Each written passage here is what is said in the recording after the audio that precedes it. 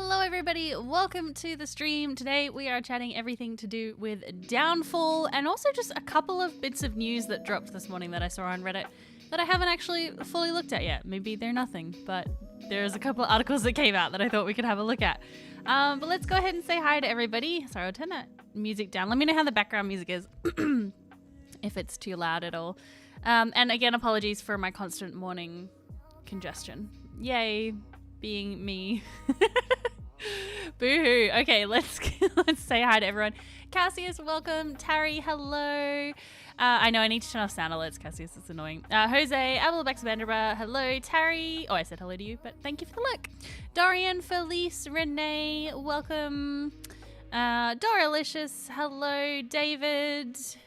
Dana Nino, hello, welcome. Balboa Blade. Jason, thank you so much for the sub for 11 months. Hello, Sunflower Girl. And over on YouTube, Lollygaggles, Amanda, Philip, welcome to you too, and anybody who is lurking. I'm sorry that the YouTube stream was a bit of a kind of coming out of nowhere because I scheduled the stream. We play Dungeons & Dragons. I scheduled the stream this morning. So normally I try and give a couple of hours notice so that people know when the stream's coming up.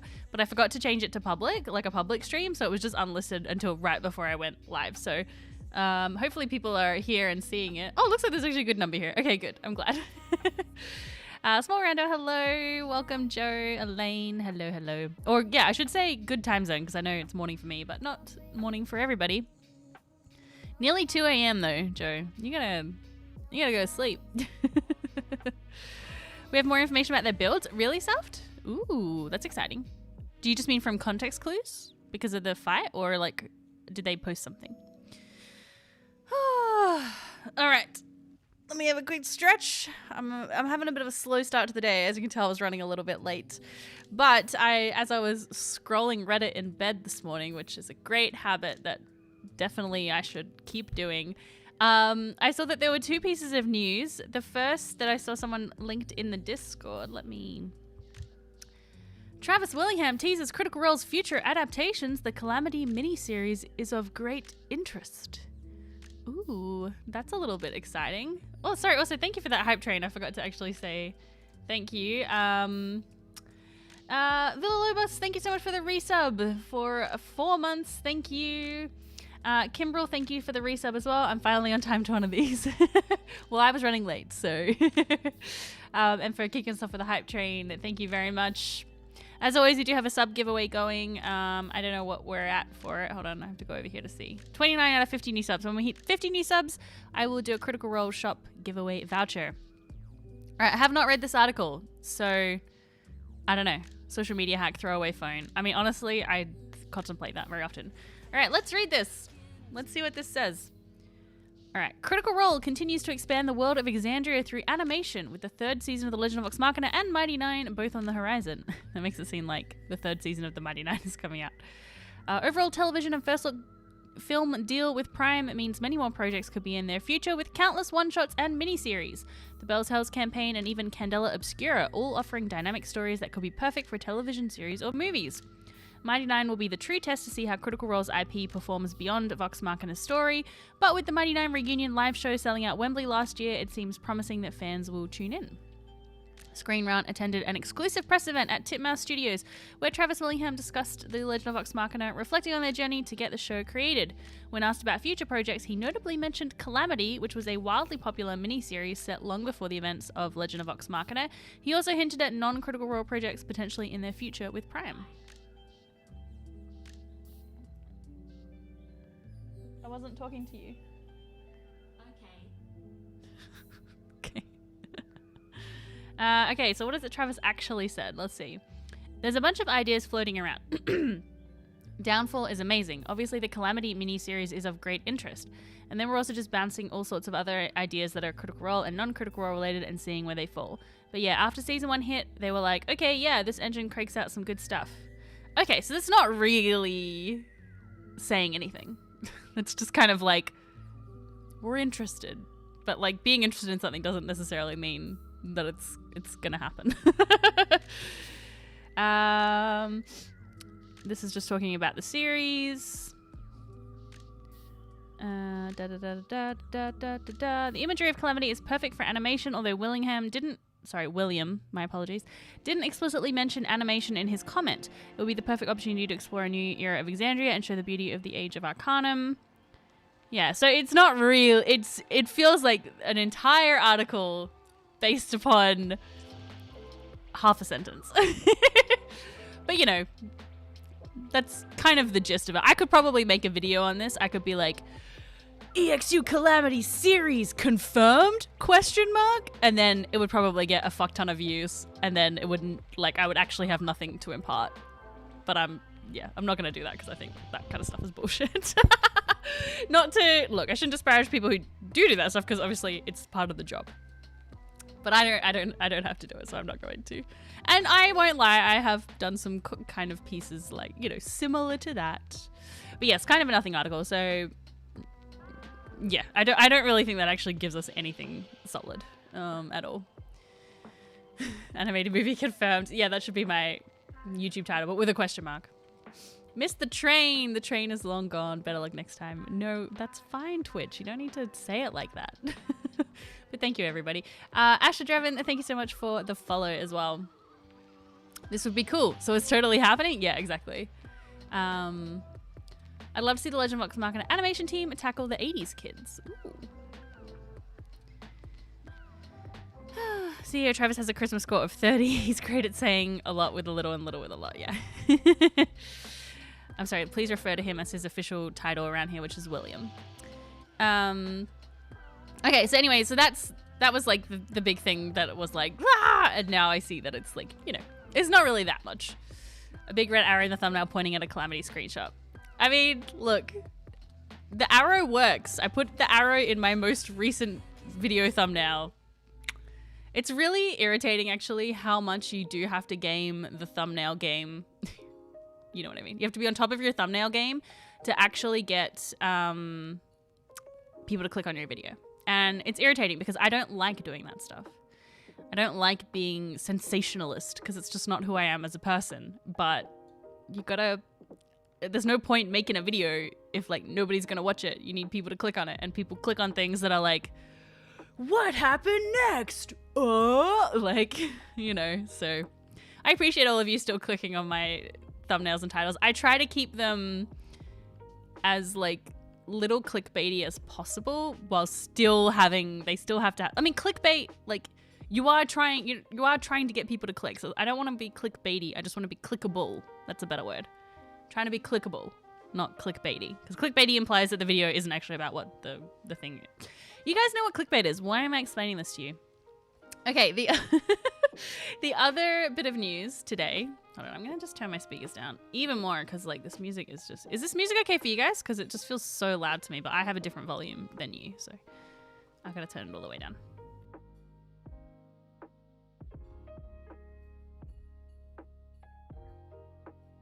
The thumbnails are good. Thank you very much. I appreciate that. It's really hard to walk a line between alluding to what happened in an exciting way versus not spoiling anything. Oh, you can barely hear it? Oh, okay. Do you want me to turn it up or is it fine? I don't know. I'll turn it up a little bit for you guys. I hate having too many sounds in my ears at the same time, so. Okay, the other bit of news, which is not really Critical Role related, but it's Critical Role tangential. Tangential? How do you say that word? You know what I mean. Oh, go away. John Hamm to star in an executive produce Q-Code and Temple Hill scripted thriller podcast Dungeon Masters. And the news that's for us is it's starring Emily Axford. What is this? I don't know anything about this. Oh, back down, please. Okay. I'm sorry.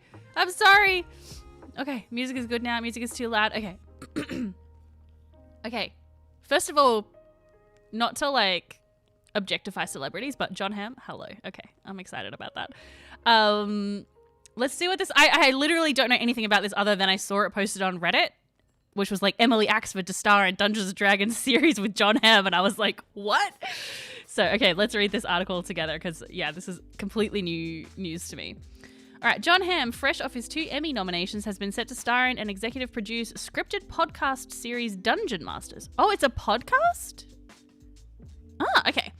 Dungeon Masters, which heralds from Q Code and Smile and Twilight producer Temple Hill. Created, written, and directed by journalist and author David Kushner, the series is based on his research and writing about hit game Dungeons & Dragons, inspired by the real-life missing person case which inadvertently made the game infamous. Set in 1979, I don't know this story. The series gives listeners a behind-the-curtain look into the world of D&D, told through the lenses of private investigator William Deere, played by Hamm, a swashbuckling-style tough guy, and creator of the game, Gary Gygax, Will Wheaton. Will Wheaton? Will Wheaton is playing Gary Gygax? Okay, this is some news. This is some juicy news. The series follows Deere on his quest to find Dallas Egbert, a Michigan State student who supposedly disappeared in the steam tunnels under his university while enacting a real-life version of D&D. Multiple Q Code podcasts have been developed as TV series or movies. We understand there are conversations about this material potentially making its way to screen too. Hamm is joined in the cast by Will Wheaton, Felicia Day, Christian Nairn, Emily Axford, Anjali Bhamani. What the heck? And Mark Doherty. Producers are Hamm, Kushner, Q-Code, and Temple Hill Entertainment. The series will debut on August 12th. Hamm, coming off 2024 Emmy nominations for both The Morning Show and Fargo, said, "It was great to delve into the mystery of Dallas Egbert with this talented team and group of actors. I'm excited for listeners to follow the journey of William Deere and immerse themselves in the series.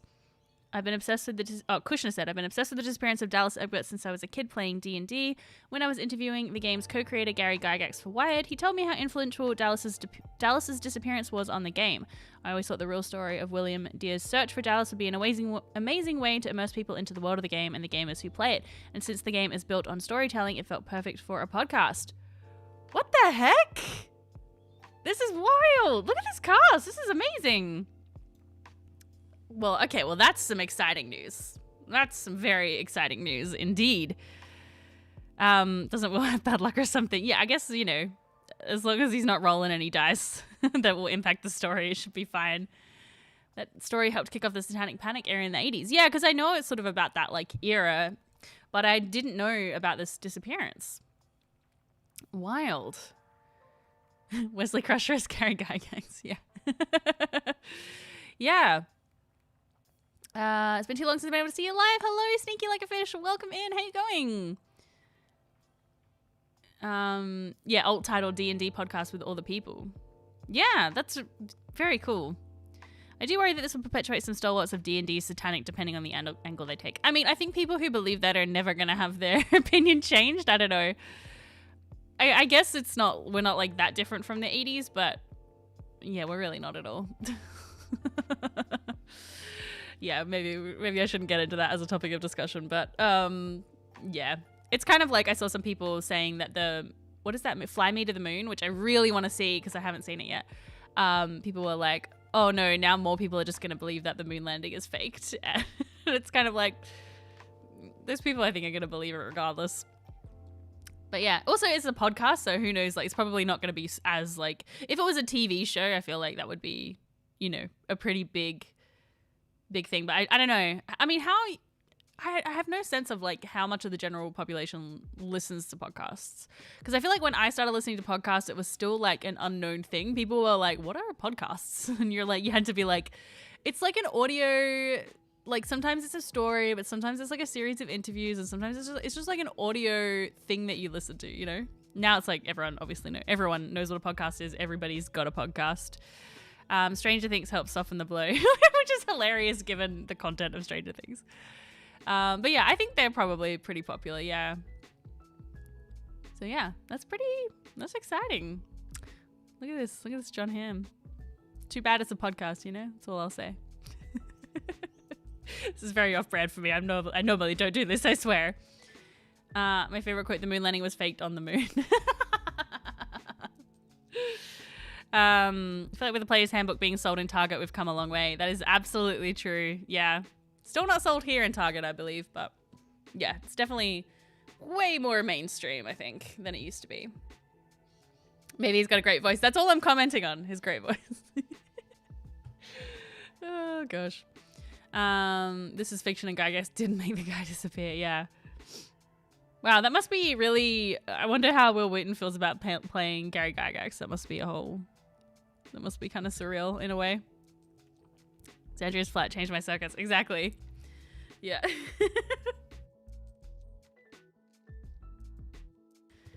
Oh, sorry. So many coughs. Anyway, that's the news. I don't know if there's any other news that I missed, but this one was kind of ended up being a nothing bit of news. This one's a pretty exciting piece of news. Pretty solid cast. So August 12th. It's the week after my birthday. There's also been a lot of chatter of a D&D movie sequel. Is that true? I've seen a lot of people on Twitter being like, please give it a sequel, but I don't know. Like, has there been any official chatter about that? If so, that would be amazing. Speaking of the D&D movie, that's actually a great segue. Thank you so much, Jose. We are having a watch party straight after this in the Discord. I had to reschedule it from last week because I didn't realize that Critical Role was doing a Q&A at the same time and everybody wanted to watch that. So anyway, jump into the Discord. Oh, that link might actually not work anymore because my Nitro ran out and I don't think I have a custom URL anymore. If it doesn't work, let me know and I'll set up a new one. But yeah, we're having a movie watch party of the D&D movie straight after this stream. So in an hour's time. And you can just come and hang out. And we're just going to be in a chat, like a text chat. We won't have voice chat on. Just to kind of keep it pretty chill. Hey, Open World Addict, how you going? The TV show originally announced alongside the movie was canned. Yeah, I did hear that. Chris Pine seems to think it's going to happen. I mean, I like that. I like that. Watch party for what? The D&D movie. Yeah. Anyway, that's the news. There you go. That'll be pretty cool. Man, I haven't pulled my hair back in ages and I'm like feeling very weirded out by my forehead on display. Oh no. I'm feeling very, as you can tell, I'm very casual today. I was just like, had a slow start to the day. Could barely bring myself to change out of my pajamas. So you should all feel honored that I did that for you. Oh, Honor Among Thieves stuffed, yeah. We did actually have a watch party of the 1999 one a long time ago. The Scandalous Forehead, I know. Well, you would think it is scandalous, the amount of people who comment on it telling me that it's too big. That's why, self-conscious alert, I got my fringe cut. Because I got sick of people commenting on it on YouTube. Hey, being a woman on the internet. It's great. D&D 2 counterspell. Electric counterspell. Okay. So, let's talk about Downfall. We'll fight them. Yeah. It's okay, I block them before there's any chance of fighting. But it's just tiring. Okay, Downfall. Downfall Part 2. Spoilers. Spoilers. If anybody is new here, we're going to be chatting everything. So, this is your big spoiler warning. What did everybody think of Part 2? Yeah, how did you... What were your favorite moments? What did you think about just in general? And then we'll get into some particular stuff. Where'd you get your sweatshirt? Oh, this is actually merch of mine. I do have merch, guys. I never plug it because I forget about it. But this is it. No, wait. That's my merch. Do I have a link somewhere? I don't even have a link set up. I'm useless. Anyway, if you look up Luboffin on Redbubble, that's where my merch is. Hey, Morg Smash, welcome. No spoilers. Yep, there's gonna be spoilers. Yes. See you later, Lord Chatterman. Welcome, and goodbye. Oh, thank you so much. There you go. I do have a merch button on Twitch. Overall, a little disappointed. I still don't see Ludinus's angle. Like, what is he going for? Yeah, I think that's really... I was thinking about this too, of like, how does Ludinus think that this is going to help his cause? But, I mean, I suppose it is terrible, right? Like, it is terrible what they're contemplating doing. I think it kind of comes down to... It's one of those things where, you know, you have an opinion about something, and no matter what you hear, you cannot be persuaded from that opinion otherwise because you believe it to be fundamentally true, right? I think everyone's got stuff like that. I got stuff like that, which I won't get into here. But there's just things I could never be persuaded against from my position. I could just never, like maybe I could be persuaded to move slightly the trajectory of my position, but like generally it's like, no, I believe this thing and I don't think anything could change my mind about that. Women should be allowed to vote, right? There you go. That's a really easy example of like nothing's gonna persuade me away from that position, because that's just, I believe it to be fundamentally true. And so I think that that's kind of what's happening with Lewdness, is that Lewdness has this position that he feels is fundamentally true. And he just feels like if you could just give me 10 minutes to explain my position, you'll side with me because I believe it to be so fundamentally true. And I just don't know if that is necessarily going to be the case. Because people are definitely going to die, absolutely. But I think Bell's Hells has already come to that conclusion. We already saw that with Orym. You know, Orym had that moment of, after Bordor was killed, of like throwing away that amulet that he had kept. He'd kept that like little portrait of a Ruby Vanguard soldier's family to remind him of the fact that they were all human and they were all fighting each other. And then he threw that away. He was like, I'm done with that now. It's war. You know, this is just the way it's going to have to be. And so I think Lewdness is kind of expecting them to be like, oh no, thousands of people are going to die. That's bad, which it is. Like, it's terrible. It absolutely is terrible. But I think Bell's Hells are already in that position of, well, more are going to die if you do what you do. You know what I mean? And obviously, I don't want to compare this to real life circumstances because that's not what we're here to talk about. I just used one particular real life example to talk about my thoughts about the persuasion stuff. But yeah, like obviously we're in like a fantasy world, so we can kind of debate these merits of these things. But okay, I went on a big rant, so let me catch up and see what everybody said. About that, Lewdness doesn't know how to fast forward. Yeah. They don't have a VCR. They didn't. That's true. We haven't seen any VCRs in AOR. They clearly were not as advanced as they said they were. The difference between a prime deity and betrayer god is viewpoint. Thusly, the difference between killing a betrayer and a prime is aim. Ah, that's very clever. It's supposed to be, see, look how the gods are just like us. Yeah. We should have the right to have the power they have. Anyone should. Yes. Which, I mean, I don't necessarily disagree with, but I still don't think that Lewdness is a great person. From this perspective, the gods feared destruction, so they destroyed Aor first, and he thinks that it's bad. I've seen little of Aor that isn't really great. Yeah, this is a thing. I was kind of hoping we would get a chance to see more of the regular people of Aor, you know, the people who don't have a say in what Aor is doing. And I think, you know, we got a little taste of that with, obviously the Archmage is like quite high up, has like some power in the city, but like the Archmage Cassida was still praying, and so it still believed in the power of the gods and the goodness of the gods. I guess I was hoping we would see a little bit more of that, but it's just, we're so limited for time. It's only 3 episodes. Like, there's no way we're going to get time for those kind of more nuanced looks at the city. I think Brennan's done a great job of what he's, like, the time that he's had to do that. But, yeah, I just feel like it would have been much more compelling, a more compelling argument if we were able to see some of the regular people there. And I think that's kind of why Brennan put in Cassida and her son, because those are like, you know, yeah, like a sick kid has nothing to do with what's happening with the Aor governance, you know. Yeah. Still waiting for the shooter drop. I don't know what Lewdness' position is here. I don't see what he can show Bell's Hells. Yeah. Lewdness is going to come out of the crystal like, see, they're crazy. Yeah. I think the conversation with the Planetar is maybe the most persuasive argument for Lewdness. Why have gods, if their sibling squabbles, are world-shattering for the people to be caught up in it? I agree, Felice. I think that was really powerful. I didn't see that remotely coming at all. But yeah, and also like how messed up it is to be like, you guys actually can't kill each other and you're not going to, and you just keep destroying things, you know. And I think it's great how Brennan is planting those little seeds for the divergence. Like, you know, the Lawbearer spoke about it, and even Arsha has spoken about it. Like, they've talked about, you know, we're just, every time we touch this, we, like, break it even more. So maybe we should just stop touching it. Yeah.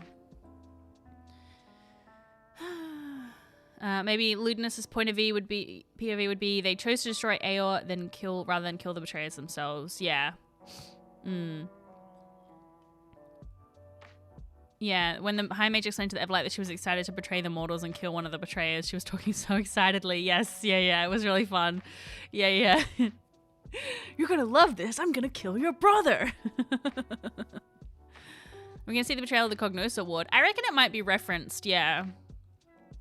Humanizing the Aeorans was important. Yeah, and like it was really fun that we got, I talked about this in my video, but we got that like little injection of kind of whimsy at the speakeasy. Like that really, I think, was a good reminder of like there is beauty. And it led to that fantastic line from Salahar about, you know, beauty being made up of things that are finite. And you know, what's like, yeah, if something is forever, then how do you appreciate the here and now kind of thing. I really enjoyed that moment. It was really good. Yeah, I love Salahar, absolutely. So, yeah, so good. But then Laura Bailey following it up with, you know, I didn't spend an entire lifetime, you know, to not get to experience the infinite. That's not the exact line, but oh my God. She's incredible. She has absolutely killed it as the Raven Queen. Like, completely killed it. Get it? Yeah, okay. I feel like the Divine Gate has already solved the problem I'm coming up with for him to go with, so I don't think it works. Yeah. Is Luna still alive or did Devin get bored? Show me why Aeor should have been saved if this is your angle. Maybe the Prime Deities made the bubbles and are just waiting for someone to release all their followers. Yeah, I think that that's just arcane protections, but I'm not sure. Episode 3 is apparently a long one. Fingers crossed. Entire hospital is probably going to die. I mean, yeah, that kid is probably going to die, right? Yeah, I mean, Umletta pointed that out of like, let's go and save this kid just in time to smash him out of the sky, you know? Plantar was the best and Salahar did not answer well. Yeah. Yeah, yeah, that was really incredible. And then the moment, yeah, with the Speak with Dead as well was really good. Yeah, I think that was, yeah. Anyway, I keep so lovely. Yeah, a few people were talking about Slitch. Yeah, I loved Slitch. Slitch was my favorite. I hope Slitch is actually gonna play a part in the next episode. Was so funny. Honestly, my favorite moment. Actually, I want to pull it up because it's fucking hilarious. We can have a quick watch of it together. It was definitely like out of the silly moments. It was like we haven't had that many silly moments because obviously it's a really serious series. But let me just grab the timestamp.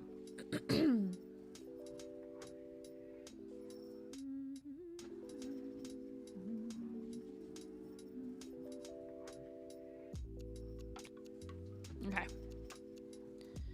Let me pull it up.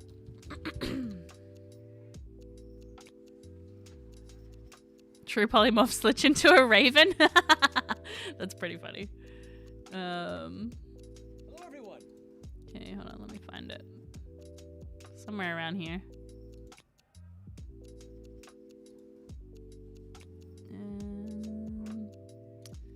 Let me pause this. Turn this up. Few days, I would say, but he came in here. He looked and Look down. imp cage in there. Sort of. Hold on, I'll turn it up for you. I look down. He goes. He looks up out of the glass. These captions on Beacon are so annoying. Like, I wish it would just remember what I said it to every time. Up at your face and says, I didn't mean to eavesdrop, but everything that happened in that chamber was so crazy. I think you guys are the guys. Ashley's Am I wrong? Oh wait, I'm covering Laura. That Sorry, was hold so on. Let me... nuts. You say, I won't tell. I won't tell. He was sealed. I thought he was sealed. He was just like, Lefty loosey, righty tighty. For fuck's sake. I'm like, I'm looking at you, looking down. I'm like, is everything all right? in your head. Oh, in your head. You Yeah. hear, imp in my boobs. And then all you hear is, oh dear. Hold on, I can move this. I look down and I go, well, what would you like? I am called Slitch, and I am an imp. But you, I think from clues from how you spoke, if you are... Come out. I'm allowed out? Just sit. Come. I don't want to talk to my boobs. That makes one of us. And you see, he pops out on the bar, looks around. You see a couple demons look over at this little imp. He looks around, and you see he goes, Listen, I am bound to the service of the military might of Aor, but I would love a chance to betray. Okay. I am Slitch. You are, I think, if I am not much mistaken, maybe the goddess of death? Oh, shit. Just from some of the things you said, you were talking about death and endings, and I am very clever, and this is a huge, I think it should be obvious, this is an absolutely enormous opportunity for me. Can I glean from my knowledge Slitch is on of... the come up. So good. Oh my god. Anytime Brennan can just play a little guy, like Baby in Fantasy High. So good. I actually want to just, Brennan being a little goblin, there's just one other moment that I didn't end up highlighting in my video, but it was so funny to me. Let me find it. So it's when they're talking with the Archmage Cassida. Where is the clip?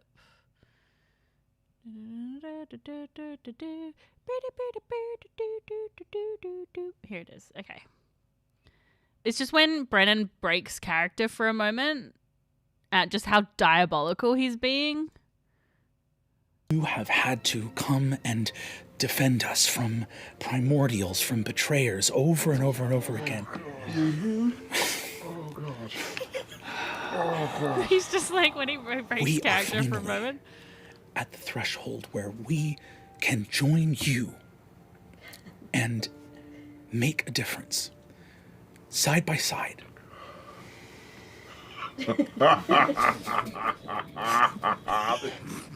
Great.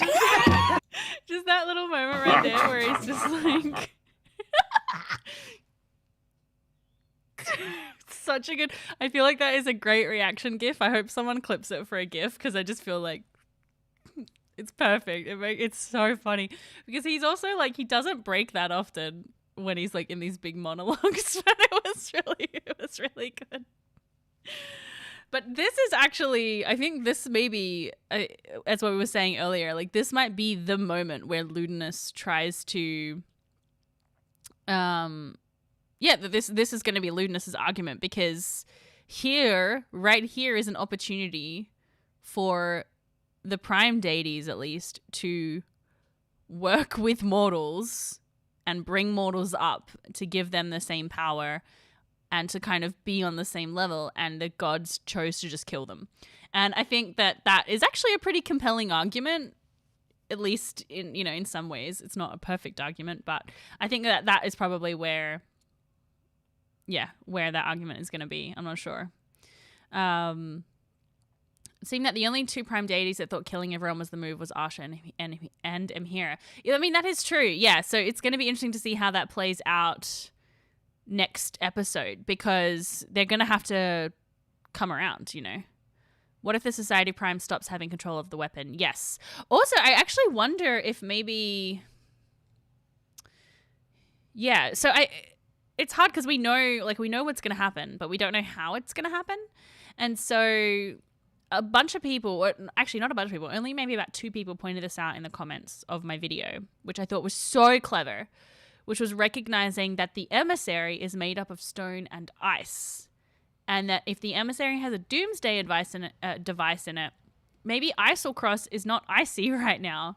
Maybe activating that doomsday device is in order to bury Aor in ice, to make that whole region icy so that humans won't discover it. And I think that's so smart. So it's just like, if that is the case, how are we getting from here to there? Like how that's kind of the mystery of the series. Like, how are we getting from them not wanting to actually kill them. Like, they don't actually want to destroy them apart from Arta and Amhira. The others are like, no, we're just going to take down the machine and we're going to let the mortals live. So how are we going to get from there to what actually ends up happening, you know? So it's going to be interesting. Don't even think lewdness is wrong, but the simple fact that he's the one saying it taints it all. Yeah. We're chatting about that in the live chat for episode 1. It'll be interesting to see what happens. Yes. Yeah, the Far North is magic code. Yeah. Yep. Yeah. Castor is one of the few saboteurs. Yeah, that's true. Prime's had the chance to stop the calamity. Oh, it was, yeah, and I loved that conversation between Aiden and Father Milo about, like, okay, what happens after this? Like, we need to get back to, like, you know, are we just going to go back to fighting each other? And just neither of them really having an answer for that, other than, like, you need to listen to me. Like, that was really the crux of what they were saying to each other. And, yeah, so that was interesting as well. Of, like, again, I think it's just these fundamentally different positions. Sorry, I'm just trying to bring the music back. Yeah, these fundamentally different positions that these people have, or these gods have, that I just don't know.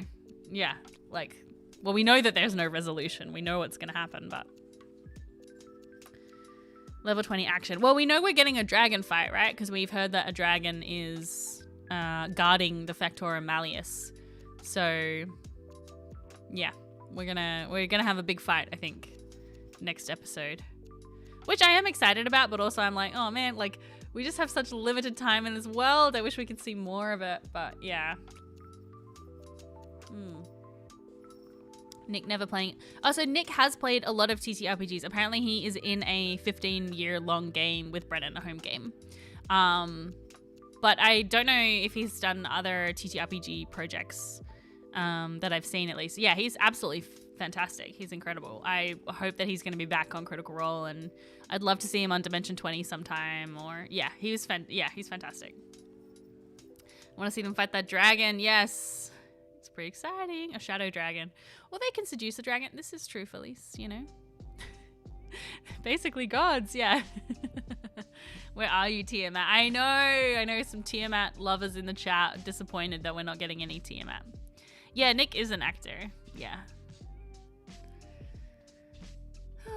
Feeling very validated by Aiden calling the Dawn Father my father. Yes, absolutely. Yeah, absolutely loving the distinction between those two things. And like on Twitter, Nick said he refers to Aiden as the Dawn Child. Nick said no, he's only done Cobra Kai and now Critical Role. Yes, yeah, in terms of like, but I know that he's played D&D long term. Yeah, my Dragon Queen. No, well, that's because Aiden is only 15 in mortal years. It is interesting all the different like age gaps, and it leads me so many questions which we're not going to get answered. Of like, we talked about this, I think, last week, of like, are these babies just being born with like all the things of the gods? And like, I think the knowing mentor said that it was like hard kind of growing up and coming to terms with all that stuff. But still, it's pretty funny. Last Downfall episode is probably gonna be long. I think so, yeah. I'm worried that the gods dying would be like the Emperor's Blade series, where killing a god would destroy the part of mortals that the god created in them. Oh, I haven't heard of that series. Yeah, that's an interesting concept. The only player I'm not driving is the Emissary, but he doesn't have much to work with. Yeah, I would say, like, he's not as forward of a character as the other ones. I do wonder about that choice of not having the law bearer there. You know, I think it makes perfect sense for the character, but like in terms of why choose to have an emissary of the law bearer versus choosing another prime deity to portray? Yeah. Oh, I really hope we're gonna get did they confirm that we're getting a 4-sided dive with all of these, or with some of the cast? Because I would really want to hear more about the behind the scenes like development of the show. It'll be really cool. Dawn boy. Oh man, I gotta finish God of War Ragnarok. I gotta go back and start it again because I started playing and then I fell off of it and haven't Yeah, I haven't picked it up again. I'm back on my Baldur's Gate bullshit, everybody. I am in deep once again. I don't know how it got its hooks into me. I'm attempting another honor mode. My current character is Chon the Third. Please don't ask me about Chon the First and the Second. It's a very sensitive topic. But I'm the furthest I've ever been. I'm still in Act 1. But I am... Yeah, I've done the most content that I've done so far in honor mode. And I think I'm getting smarter. I'm watching all of the min-maxer gamer boy videos, you know, they're like, what's up everybody, here I'm gonna tell you how to play the most OP warlock in Baldur's Gate 3. Love those guys. So they're helping me be a better player. Anyway, that's what I'm up to. Well, that's I'm back on my Baldur's Gate bullshit. Chon is a swords bard, and I'm going to multi-class into paladin. I'm following a build on the BG3 builds subreddit. So I'm not a min-maxer at all. I don't know how to do it. So I am following as many tutorials and guides as I possibly can. I'm running honor mode as well. I'm planning to get Karlach for my party and then cast Fog Cloud in the Druid. Oh no, Kimbrel! Well, I famously aggroed the entire Druid Grove also in an honor run. Luckily, didn't die, but then I did die in another fight with that. That was with Jester. I'd love to stream some Baldur's Gate again, everybody, but I've just, yeah, I'm like trying to stick to my 1 stream a week schedule so that I don't overwhelm myself. Orders of my medical team. Anyway, Baldur's Gate. I could talk about it for a million years, but we are here to talk about Downfall. But we are going to quickly hear this. Did you hear about the updates that are coming soon? You got to play custom mode with all the honor mode rules. Yes, I did hear that. That's really exciting. It looks like they're doing heaps of little patches and stuff.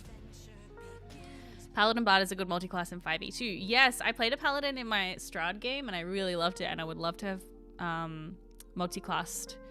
Yeah, Jared is doing some world building for a game that I don't know when we're going to do it and what it's even going to be like, but I'm like, ooh, what kind of character could I play? You're playing BG3 as we speak? I'm so proud of you. Yes. You still haven't done it, David? Oh, you got to do it. Okay. Anyway, we're not here to talk about Baldur's Gate. Or Baldur's Gay, as I like to call it. Because I'm gay for everybody in that game. All right, let me see. You made it past character creation? Rude. Okay. Let me scroll up. Okay, let's get back on Downfall. I diverted us too much. Okay, what else did I want to talk about in terms of Downfall stuff? So we talked a little bit about, yeah, we talked about the Planetar. Oh, how cool was it seeing all of their true form portraits? That was awesome. I'm going to pull them up so we can have a look. They're so pretty. And I wish, oh my God, I really wish we got character art for the Betrayers. That would have been extremely cool. Oh my God, look at this. Look at Liam O'Brien coming out with a political statement on Twitter. Wow. There we go. Good job. Let's pull up Critical Role. Critical Role. Oh, what is this? Oh, it's a t-shirt. The newest arrival, Critical Role Downfall tee. Oh, wait, we got, oh, that confirms. Look. Do you see what it says? The Crawling King. So it is Torog the Crawling King. Zahasht. Oh, I can't, hold on. It's not zooming in for you. Look, do you see it? The Crawling King. That's cool. There you go. Wildmother, the Lawbearer, the Archheart, the Dawnfather, the Everlight, the Matron of Ravens, co-starring the Lord of the Hells, the Spider Queen, the Ruiner, and the Crawling King. Music composed and conducted by Shortholt. There you go. That's awesome. That was the only one I was still not 100% on. Like, I felt pretty certain on the Crawling King, but that just confirms it. That's awesome. Nice. Let's see. Oh, who's this?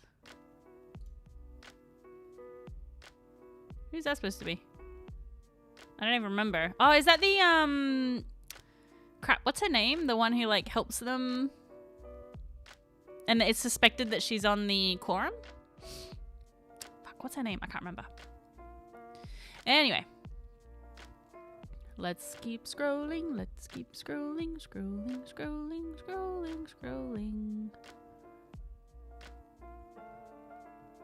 Where is it? Oh, here. Okay. So, we've got the Dawn Child. Ah, Emoth. Ah, thank you. The Dawn Child, or the Dawn Father. Aiden. Beautiful. Love it. So stunning. I love the very, like, kind of very painter smeared paint kind of. Yeah, who said that actually? Someone up there saying that it's... Was it here or was it on YouTube? Oh, Oscar says, yeah, I noticed that the portraits are the ones from the church that was restored by Aiden, which is very clever. Yes, it definitely looks like they're like painted on a wall, which I enjoy. So the Dawn Child. We've got the Wild Mother. Stunning. I love this more like almost like a beastly version of the Wild Mother that we've got here. Yeah. It's just so pretty. I just love it. I feel like this would make such a nice like art series. So good. Like as in so like prints, I mean, sorry. Yeah, more savage, yeah. Igor, hello, welcome. Tal put those peaches in for the gays.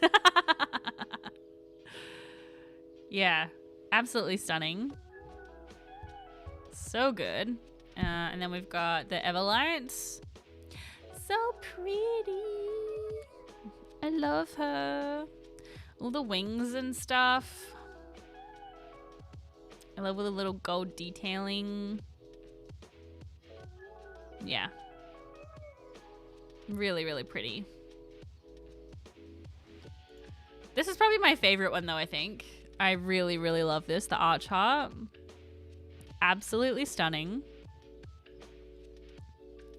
Yeah, just all these little details. Yeah. Really, really pretty. They look so good. Who am I missing? The Raven Queen. This is also excellent. That was such an incredible moment when Laura described what the Raven Queen looks like, and it was very much kind of what we've seen in the Legend of Vox Machina, like the giant, enormous figure with the gold thread stretching off into infinity. I absolutely loved that moment. I thought it was really, really cool, very immersive, and yeah, I think it just really solidified that like these are the gods. Like they might be in their mortal forms, but like, dang. Didn't Archheart create the elves? Yes, the Archheart did create the elves. That is true. Yeah, this is lovely. The ravens. I loved as well how Laura built Amhira kind of like with the boots of haste, just like Vax. I loved that. Little nod to Best Boy, the champion later. I really enjoyed that. Best speak with dead ever. Yes. Yeah, it was a really cool moment. It looks so pretty. We finally got the boots, yeah. All right, hold on. Where are we at with? Oh yeah, all right. We're gonna just take a quick little break, just because an ad's gonna run in a minute. So I'm just gonna take a quick break, just so you can walk away from your screen while the ad is running. It's just 3 minutes, and then we'll be back very soon. See you soon.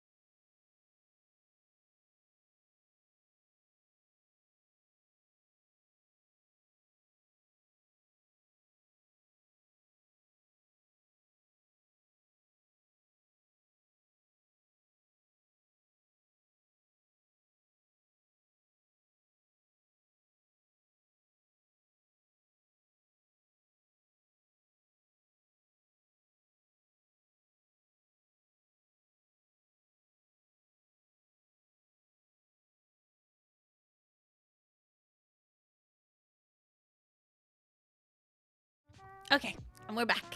I made a quick cup of tea while I was gone. Get myself organized.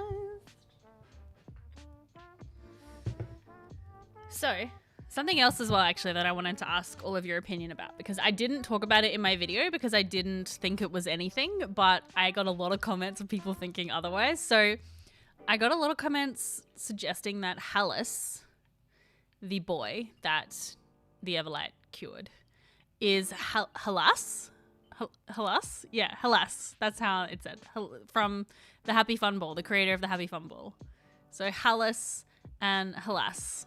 But I just chalked it up to coincidence because it was pronounced differently and it was spelled differently in the captions.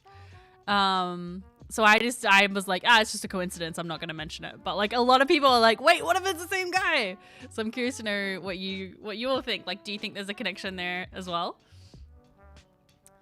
Thank you for following as well, Aluna. And Kato, that's okay. Welcome in.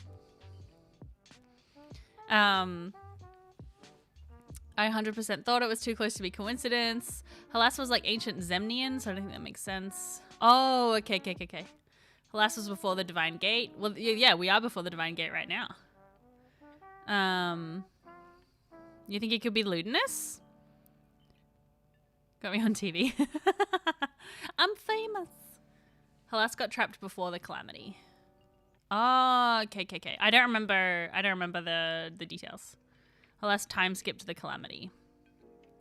Okay, cool. Well, I'm glad to know that I like didn't miss something that was actually there.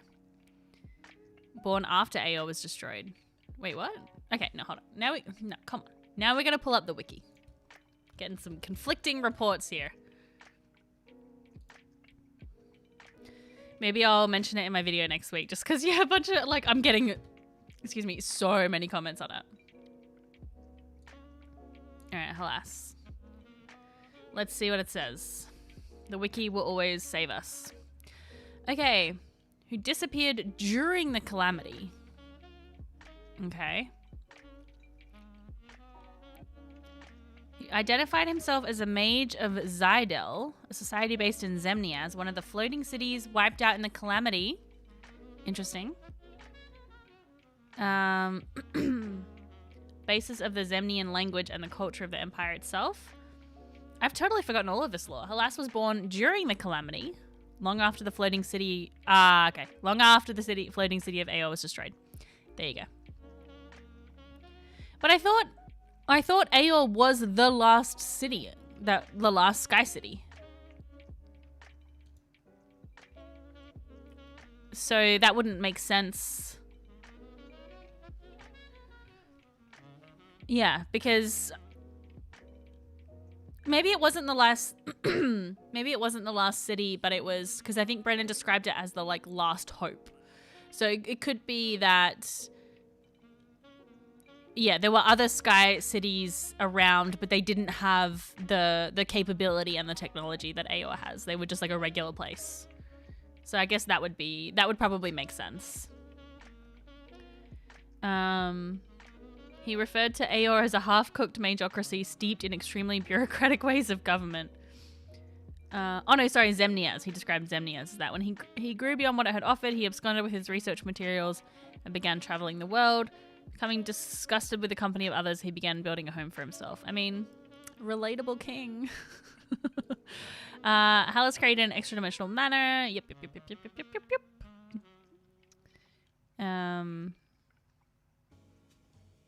Oh, that's right. He discovered a curious, simple, extraplanar chamber and drifted across the plains and wanted to shackle it to his tower for research. Within the chamber was a swollen, beating heart without a body, locked within a field of magical energy.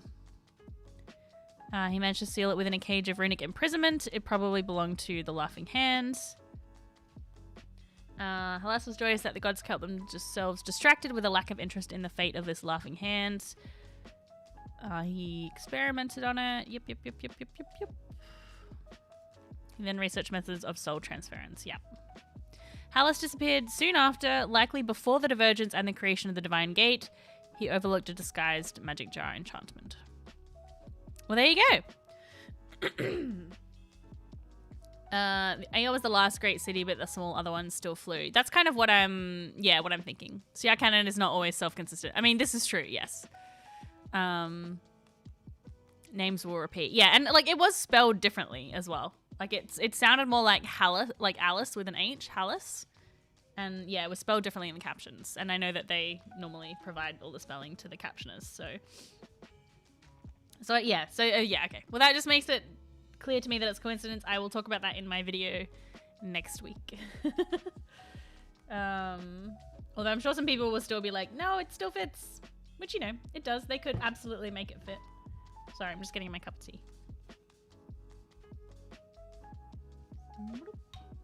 Bloody perfect. Hallis is definitely Ludinous. Yeah. I don't know. I mean, maybe. Yeah. The reason I'm kind of like, I don't think so. It's just, I think it's just like another connection that we don't necessarily need, and I don't know if they would do that, but I could absolutely be wrong. See how terrible the gods are, they cured me. True, but it also could be like, see how terrible the gods are, they cured me, and only to kill my entire family and leave me, you know. He wouldn't show them that. That's true. Yeah, Ludinus probably wouldn't want them to see any kind of the past, you know. Yeah. Yeah, Halas was the one trapped in the gem. That's correct. Yep.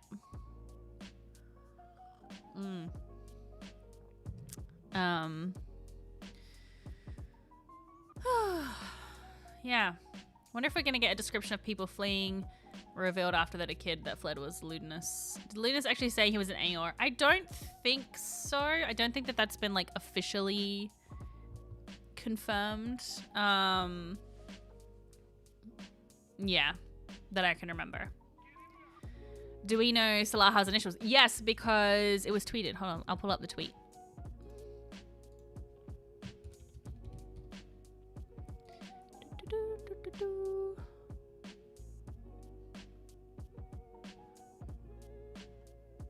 Let me find it. Where is it?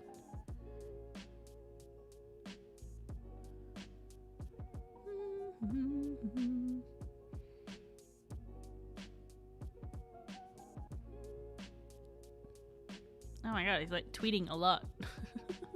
Okay, here we go. Here it is. I finally found it. Specialized intervention of lethal and hazardous actors. It also means weapon in Swahili. I love that.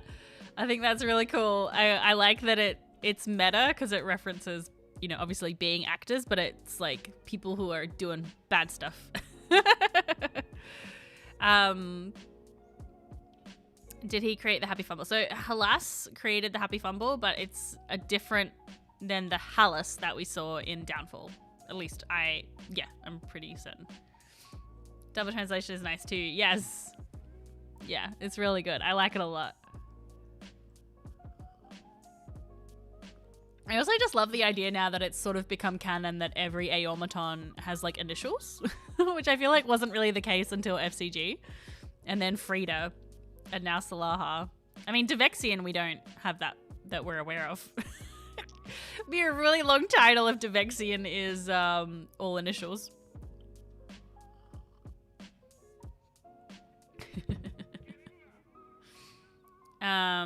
He's tired and wants to rest. Yeah. Yeah, that was a really nice moment, actually, like, just in general. And the Raven Queen being like, if you want to rest, I can make that happen. Reference to Salaha's accent.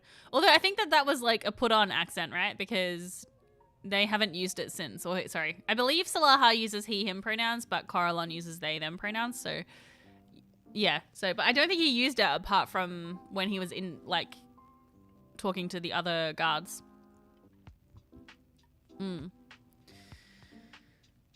Ludinus is from the other flying city that got destroyed and corrupted the Savali Woods. No, so Malayasmere was not a flying city.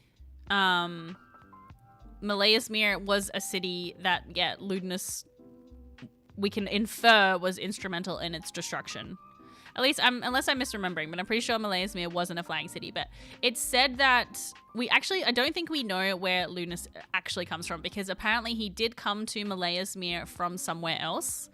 But also, if he's like 1,000 years old, he could have been from, who knows where, and he could have been traveling a lot until he ended up at Malayasmere, and then after that's where he ended up in the Cerberus Assembly. Or, he started the Cerberus Assembly, he ended up in the Dwendalian Empire. So, yeah, I think Ludinus's history is still a little fuzzy. And also it's like, how much of it can we also believe, right? Because he is probably going to lie to get into where he needs to get into. So when he says, I think it was from like Isilra is what it says. Hold on, let me find it. But yeah, again, it's like, yeah, we don't really know for sure. So, background. Ludinus was a child at the end of the Calamity and experienced much trauma that marked him for the rest of his life. He immigrated to Malayasmere from a small elven town in Isilra called Evadel when he was young. That is from what? Hope Within History. Let's have a look at this. I don't remember this. No, they say when he came to Malayasmere, which is where it says he came to Malayasmere from a town called Ivadel. Danny's dying right now. And from Isilra, an elvish community, but was seemed to be like a young elf from Isilra who came to Malayasmere to study and stayed there for a number of centuries before its destruction. Yeah. At least we'll be able to bring up old shit if we see him again. Say again? We'll be able to Yeah. So, yeah, supposedly from Isilra, but yeah, I agree. I think it should be treated a bit sketchily because I don't know how true that is necessarily. Like, if he was trying to hide where he actually came from, he was trying to hide the fact that, whatever, he was involved in some shit, then he's not going to be like, yes, this is exactly where I'm from, where all of that sketchy stuff went down. So, yeah, who knows, really. But we can safely say, I think, that, we know that he was at Malayasmere. It's just a matter of where he was before that.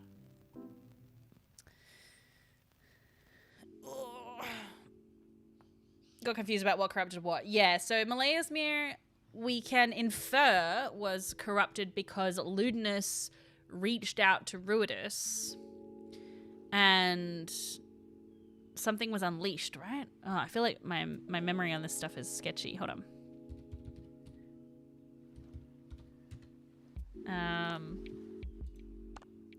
Malayasmere.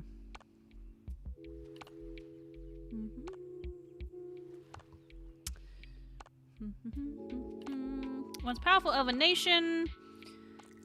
It was founded after the 100-year fire that followed the Divergence. See, there's a whole bit of history there, but before the Divergence that we don't know for Ludinus. In 585 PD, Ludinus had plans to secretly redirect the energy from the crystal well under the city to communicate with the entity in the Red Moon during its flare in the apogee solstice. These factors, combined with their interaction with Aeorian technology, led to a cataclysm that began beneath Malayasmere and an unexpected corruption spread throughout it and the surrounding forest, now known as the Savile Irwood. Yes, so Ludinus was like totally basically just destroyed the city. But then wasn't there another... And also we can infer that that is when the Weave Mind came into power, right?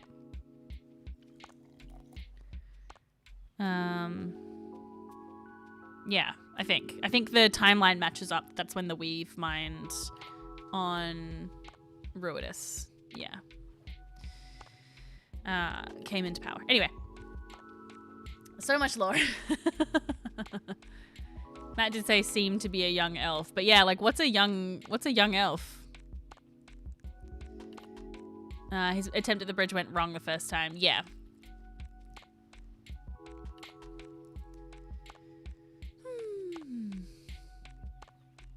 Not sure if Laren was a contact. Yeah, I don't think he actually met Laren. I think he just knew of her. I think it was like, he was like, these people know stuff about it, and Laren was one of those people. But I don't think it was ever written that he like knew her or had contacted her. But I mean, he might have. Who knows? All right, so we've got about 5 more minutes left of stream. Before we finish up, final predictions for what's going to happen next week. What are some things that you think are we going to see? What are you hoping that we're going to see, even if you don't necessarily think that we will? Well, I think we're definitely getting a dragon fight. That's been pretty clear. I think we're going to see... I don't know. It sounds like maybe the law bearer might have already decided what's going to happen. Like if there's a... if there is a doomsday device on the emissary and she's already told him, like, you know, you can't do this in half measures. You got to do it. Like, yeah. I wonder how much of an epilogue we'll get with Bell's Hells at the end of episode 101. Or more likely a Parla and Ludinous surprise round. Tears, lots of tears, yeah. Cognosa detaches, yes. The gods will destroy the city. I mean, yeah, I think that's a pretty safe prediction. Dragon fights with a lot of mortals dying. Yeah. The emissary explodes. Oh no. The betrayers are gonna betray. I did love that in the first episode when they were like, why are there only 4 of them here? And the knowing mentor's like, some of them did lie and betray. Expecting Matt to come back to the table, yeah. Salaha will also blow up and cause the wild magic. Ooh, that's an interesting theory. Asmodeus will betray the group, yeah. I feel like a horror movie. Yeah, I thought, like, because some people said that this was going to be more of a horror series, but we definitely haven't seen that so far. So I wonder, yeah, if that will sort of be something we'll see next week. Kind of rooting for Ludinous to have a point, yeah. Just want to see the gods make horrible decisions. Oh, no. Yeah. I think we're going to get, like, an argument about what, you know, what they're going to do. Little lies are okay. Yes. Yeah, that definitely feels like it's a line that's going to come back in, like, a really pivotal moment that's going to make me cry. When the final battle kicks off, it's not a clean division between betrayers and primes.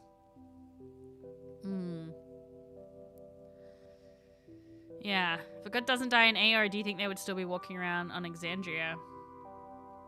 Well, I don't think a god is going to die in AR, right? 30-minute argument in character, yeah. What if the betrayers betray and bring the city down without some of the primes? Ooh, that would be interesting, yeah. But then, yeah, and then again, it's like, how is that going to convince Bell's Hells? Have you watched the interview with Tao? Oh, no, I haven't seen it. Whereabouts was that? Avocado played father in Raised by Wolves. Yes, I actually started watching that last week based on a recommendation, but then somebody told me that it got cancelled, so it's not finished, so I might not keep going with it, because I'm like, well, I hate when that happens. But I watched a few episodes, and I enjoyed the performances. I don't know if it's actually my cup of tea, because it's pretty grim, and I don't know if I'm not really in the right headspace for grim stuff right now. But I thought the world building was really interesting, especially with the, like, the Knights and the Templars kind of situation, but in a futuristic space setting. I thought that was really fun.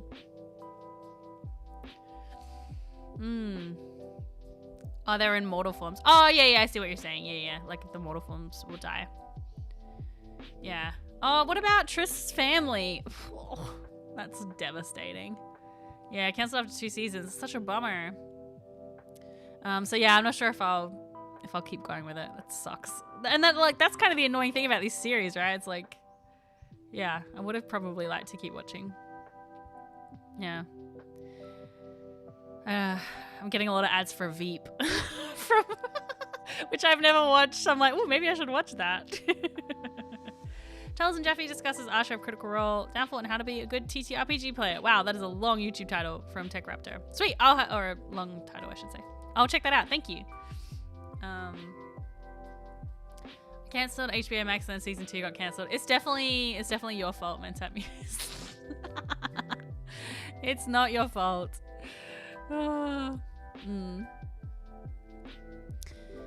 Travis's Birdman comes crashing and punches Asmodeus, saves everyone, change the future. You know, maybe the future will change. Maybe it's like Hades Town. Maybe it'll work out this time. And then just break my heart all over again. If you haven't listened to Hades Town, you gotta listen to Hades Town. It's so good. It's my new hyperfixation special interest. Right, well, I think that's about it for stream. Oh, we see FCG again. I know some people were wondering about a little FCG cameo. What about a Frida cameo, though? We know Frida was at the Factorum Malleus, so we might see a Frida cameo. Maybe we just won't know it, though. There'll just be some general Aeomatons described, and we'll know that one of them is Frida. Roll 3 nat 20s in a row, avert downfall. Can you imagine? The world would just be so broken. Father telling dad jokes was a highlight.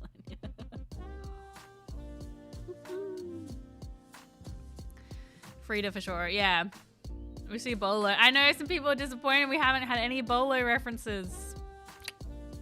I think Bolo's dead, guys. I think Bolo died in Avalier. The other one. Oh, okay. Tells and talks Critical Role, Downfall, Playing with Brennan, and Matt Mercer's Exandria Secrets. It's a long title. Yeah, Frida's more likely, I think so. Yeah, I agree. All right, cool. Well, I'm going to wrap up stream, but please stick around and jump into the Discord if you're not already in there, because we are having a movie watch party. We're watching the D&D movie, The Honor Among Thieves. So if you are not in the Discord, jump in, and then the watch party will take place in the community voice chat. So I think you have to have the community role to be able to see it. So you go to role selection, make sure you've got the community role selected. Also, you might want to check out the critical role roles as well as any other roles there that you want to pick up, and then you can jump into the voice chat. So we're just going to have it as a text chat, so you can just hang out and we're just going to chat, and I'm going to be editing while I watch it.